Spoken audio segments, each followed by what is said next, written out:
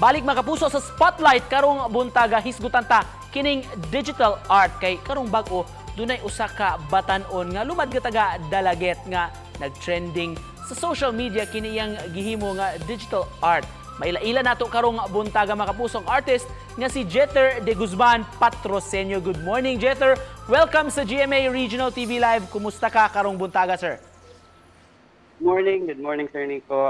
Okay ra kayo. Good sa kaya atong buntag. And yeah, padayon lang ta sa ato ang mga kalihukan. Daghang salamat, sir, sa pagbangon og sayo alang nimong interview. Can you tell us more about yourself, sir? Og unsay gikabisihan nimo rong panahona? Fine. I'm Jeter De Guzman Patrocinio. I'm from Dalaget, Cebu. And currently karon na ako sa Rogelio. Kay karon nag-training ko para work. Para sa atong viewers nga nagtan-aw karon, Sir Jeter, ang hibong unsa maning digital art, unsa man ang unsay naa kung ikaw mahimo usa ka digital artist. We use technology na kaysa kuan lahi na sa traditional. And fun, life sa digital artist is fun. Dapat updated ka sa mga software. And fun, keep creating, exploring na sa dyan. Gamit nimo, sir, sa imong mga artworks, cellphone, ngano nakahununa man ka, sir, nga buhaton kini labi na to imong nag-viral nga photo. Unsay istorya behind adto, Sir Jeter? One time ato nag-scroll ko sa Facebook.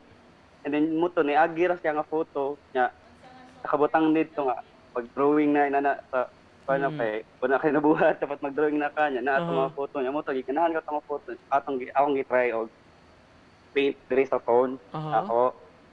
So yun, first akong gamit is kamot lang. Anto nagbuhat na kog DIY nga stylus pwede na ako maglisod sa finger. And then anto nag-order na sa nag-order na sa stylus pen para mo gamit na sa para mas dali na lang.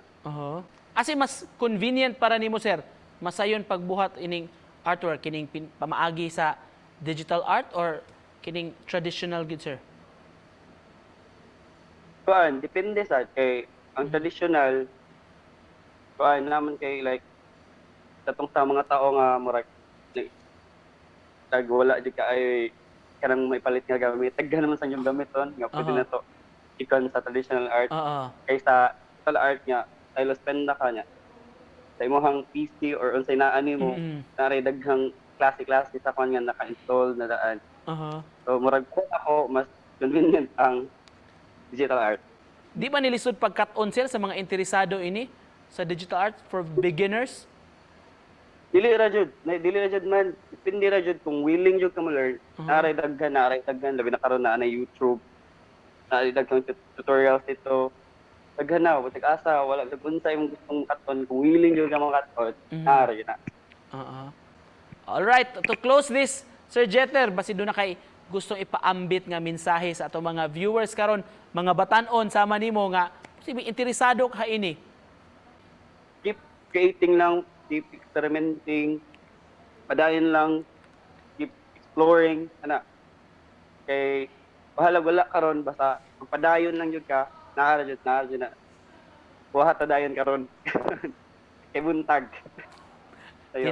Tinuod yun na og murag human tanag istorya murag interesado sa kumusway sa tagbuhat ana ba digital art magkat-on ta og bagong skill karong panahona, di ba, Jeter? Daghan kayong salamat di ay sa pag-uban kanamo karong buntaga pagpaambit sa imong talento sa itong makaigsoon mga kapuso.